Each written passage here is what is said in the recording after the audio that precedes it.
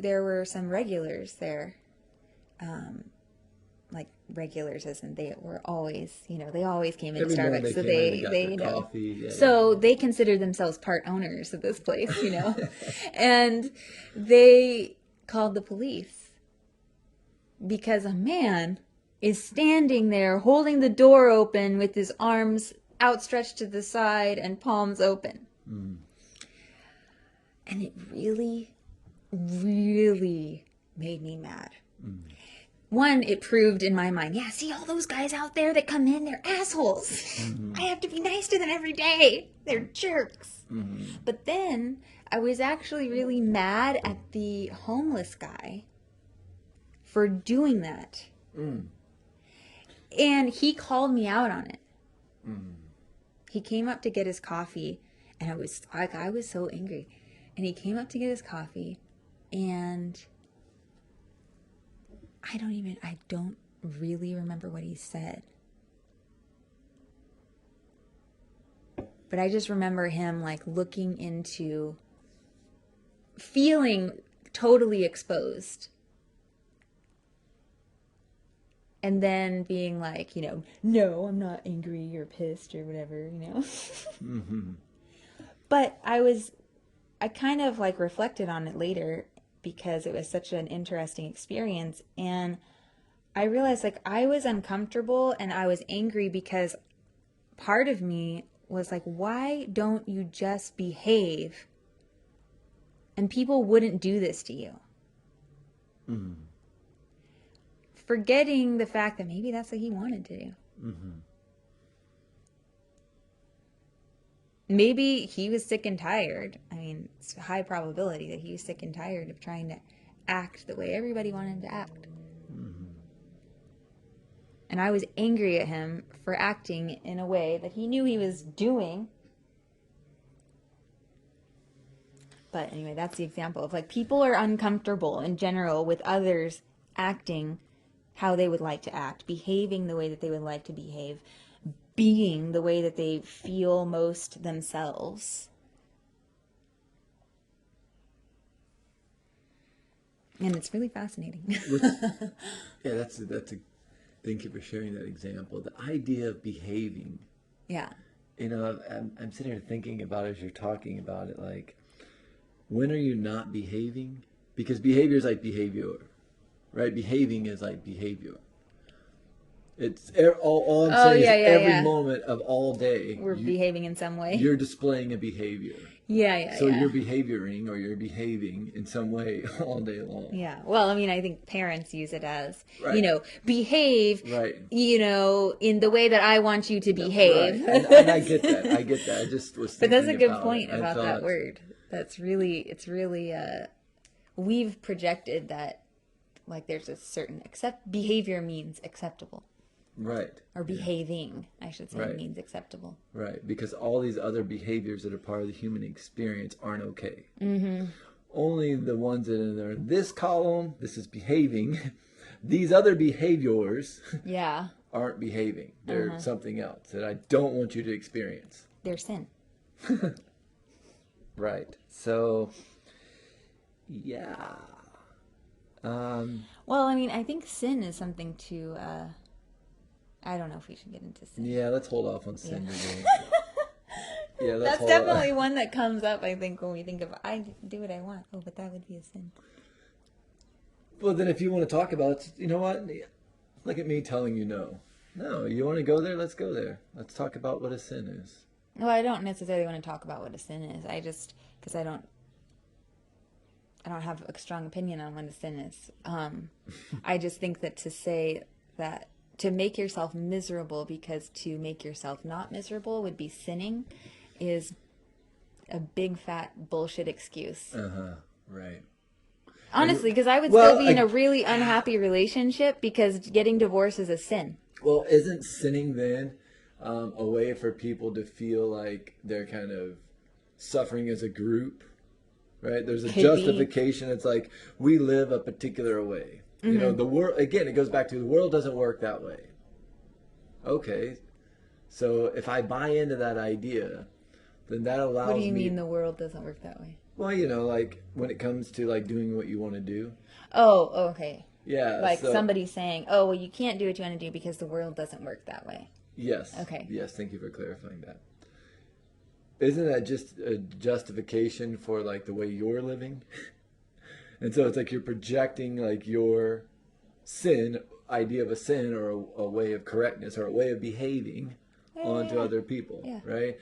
And so I think that's interesting because it's like, well, actually, the world does work that way. You can do whatever you want to do. Um, Right. You can. Like you totally can.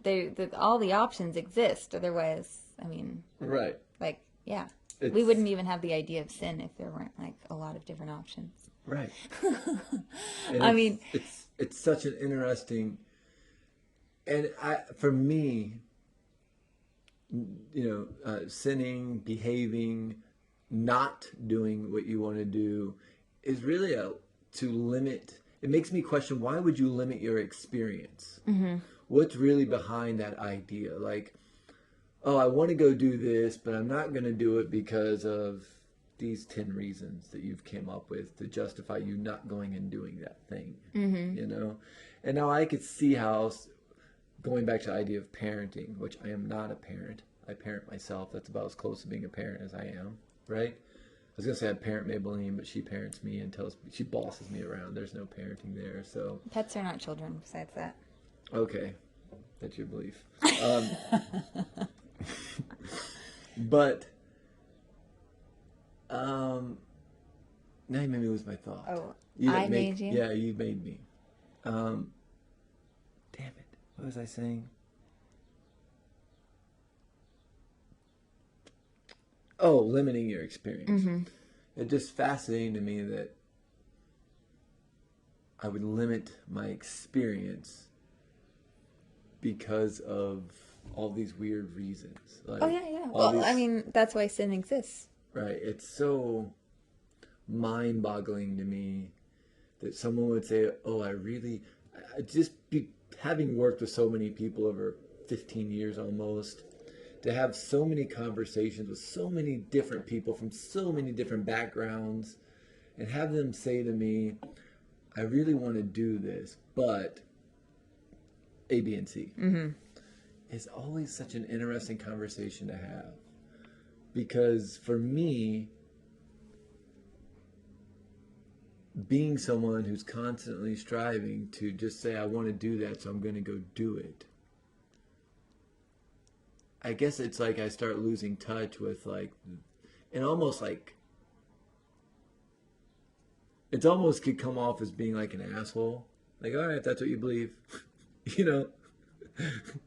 So it's like, and again, that's like my projection about it, but I think that there's something behind that projection of, again, if you go do what you want to do and you live your life on your terms, well, now you're selfish.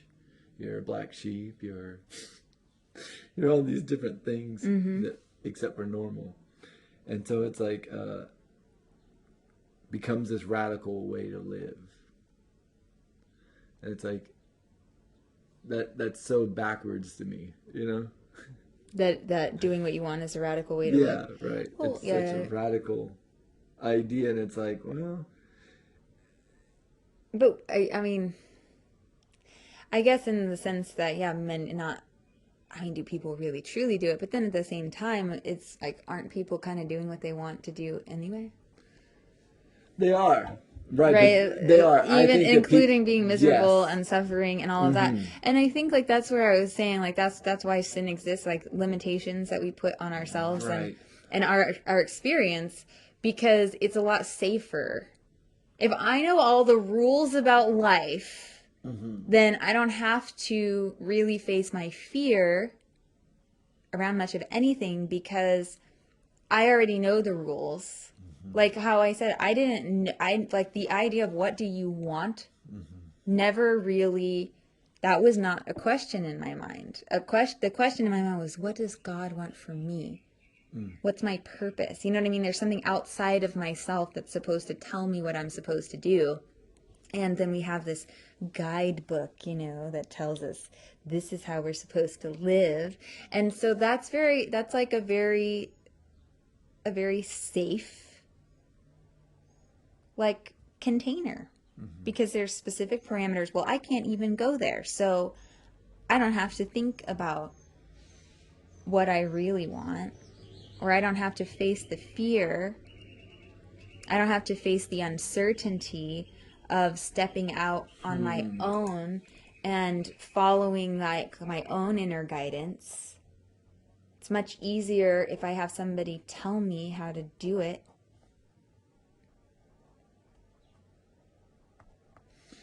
So maybe, perhaps, it's not about doing what you want to do, because you are doing what you want to do either way, as I heard you just point out. Which I think that's to a certain extent, to a certain extent, you're right. You are participating.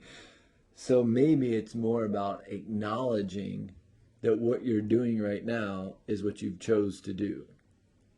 Yeah, I've chosen my first, like, this experience up till now. I have chosen this. This is So therefore, it is what I want to do.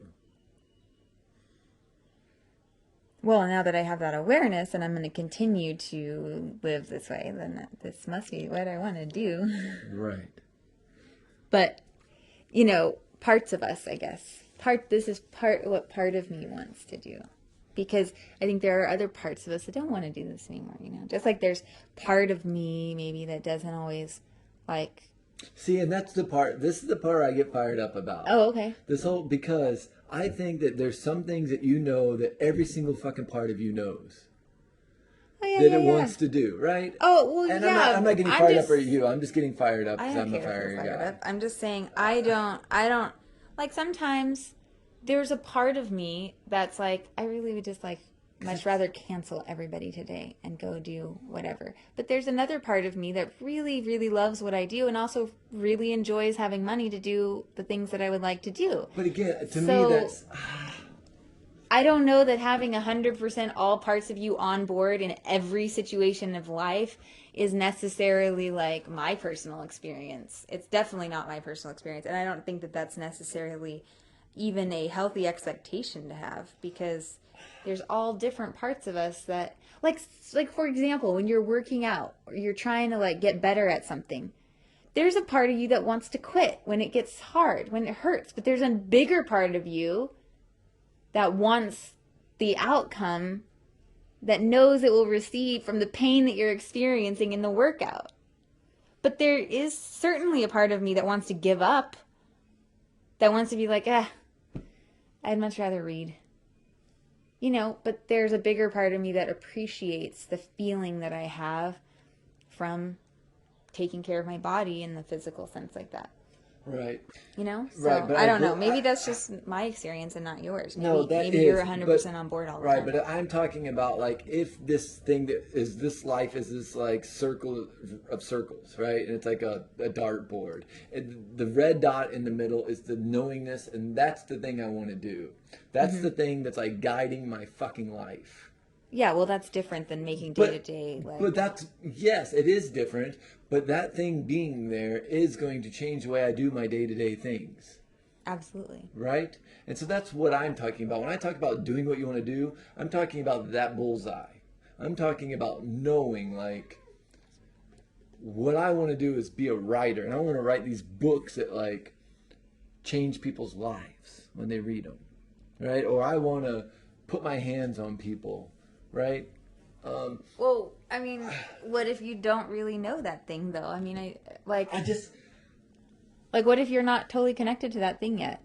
Well, then I think, so that's where I think getting connected to other things, like working out, paying attention to the voices in your head, keeping a dream journal, doing all those other things, I believe they start becoming like a connective web.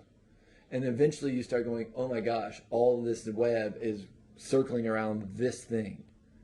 And then at that point, I believe you do know. You do know it. And maybe it is. Maybe your knowingness, you go, oh, I'm supposed to be a bookkeeper at Geico. Oh, right, I'm doing it, right? And that's okay. That's fine, I can tell you think you're not with me right now. I don't know.